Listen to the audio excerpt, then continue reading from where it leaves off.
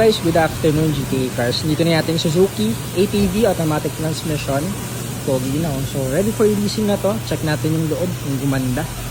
Ayan, so fast brake unit yan guys, pero kita nyo, kinis eh. Siyempre may mga imperfections as alam niyo naman, fast brake unit nga ito. Pero, ayan, in-a-taste of detail na rin natin. So ito yung sa loob niya. Fabric seats. Pinatanggal natin yung mga seat cover na medyo parang leather na pangit eh. So all stock, back to stock tayo dyan. Ayan. Oh, ganda, 'di ba? So may mga pattern. Original to guys ha. Parang kung ano ba to? Parang leather. So semi-leather. Ayan, mga headliner napakalinis. And syempre bukod dyan, palit tayo ng mga battery nito, spark plugs, PMS. So ready to go na itong Suzuki ATV natin. At ang luwag oh. Laki ng legroom. Tapos syempre may third row yan. So perfect to sa yan, pang family, pang sa mga negosyo. Ayan, 2009 ATV to guys, ganda.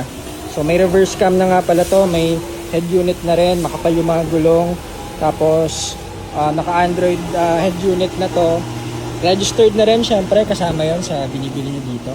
Ayan, so one click, tested na rin sa long drive to. So itong ating Suzuki ATV, release natin to actually tomorrow. Ayan, tomorrow at pina-reserve to nila boss last week para pagdating ni Mrs. sa abroad, ito yung gagamitin nila pang business. Yan o, ganda guys. So ano naman, Suzuki matibay yan. At yan, so GTA Cars, good morning guys.